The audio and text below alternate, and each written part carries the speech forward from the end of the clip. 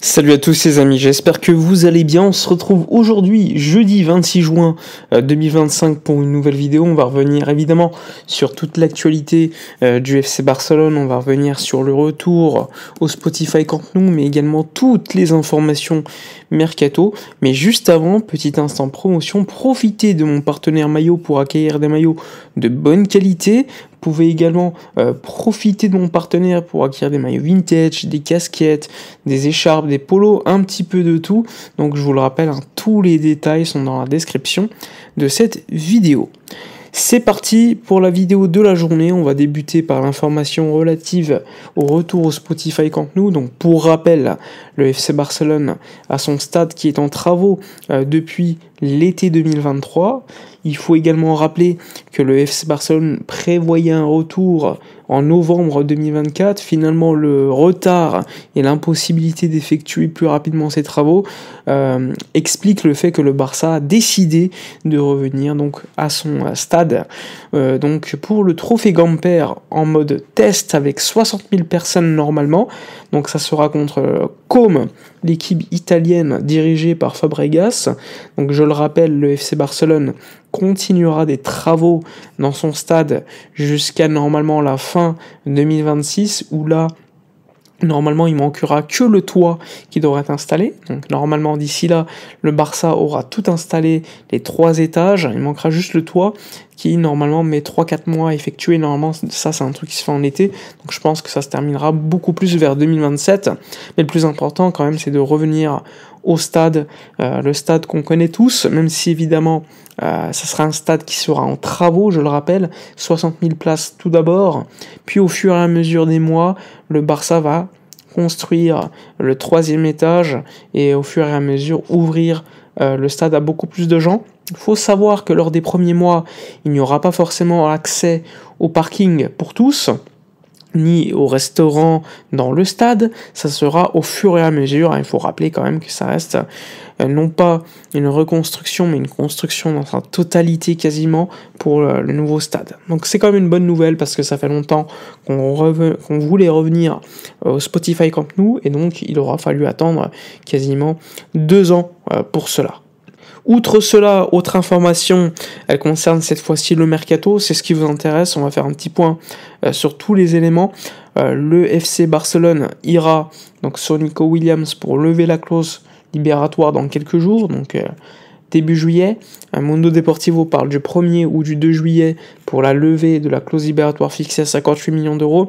Évidemment, l'Athletic Club est très énervé par cela, donc au niveau médiatique, ils essaient de montrer qu'ils sont en désaccord, ils demandent à la Liga de contrôler tous les aspects économiques de cette levée de clause libératoire par le Barça.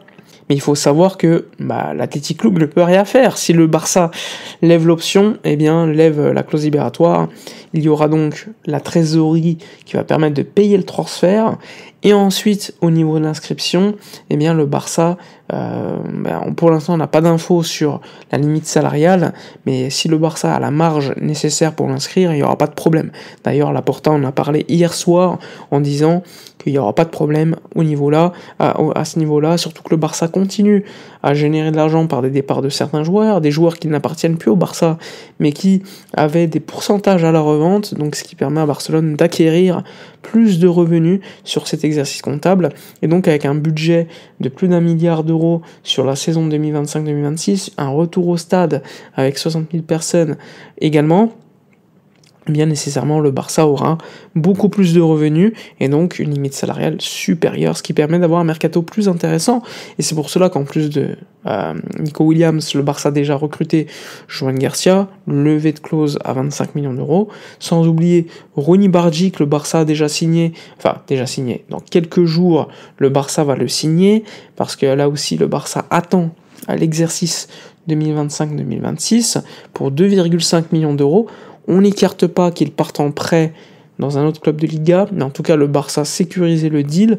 Est-ce que ça sera pour donner un petit peu de repos à Lamine Yamal? Pourquoi pas, mais on n'écarte pas un prêt parce que le Barça veut quand même qu'il joue à un minimum, surtout pour connaître peut-être le championnat, etc. En tout cas, le Barça n'écarte pas non plus la piste Marcus Rashford, qui est une piste en prêt avec option d'achat. Le Barça ne l'achètera pas. Donc ça permettrait d'avoir un attaquant supplémentaire.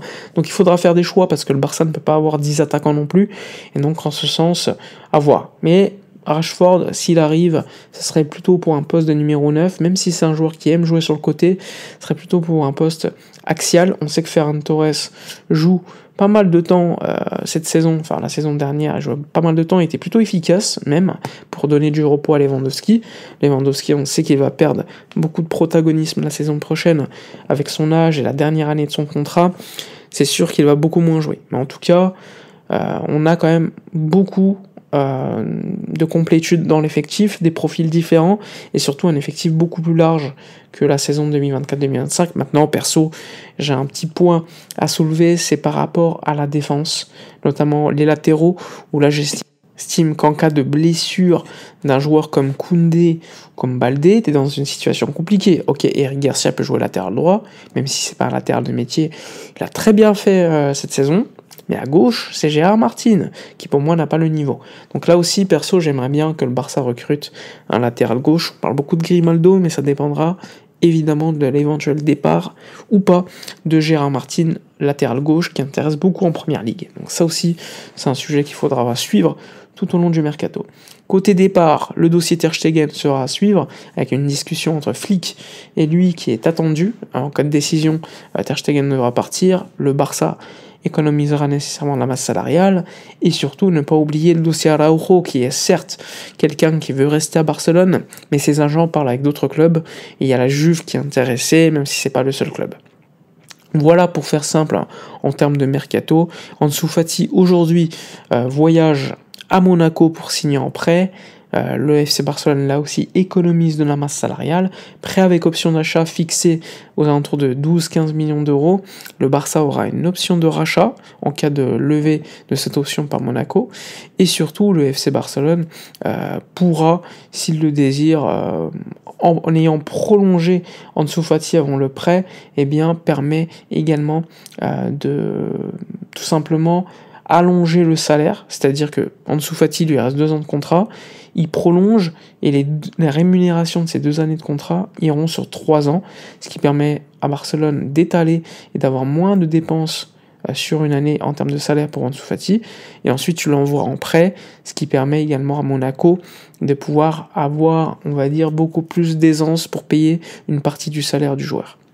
Voilà pour toutes les informations. N'hésitez pas, comme d'habitude, dans les commentaires à donner votre opinion sur le mercato actuel du Barça. Ça travaille plutôt bien pour l'instant.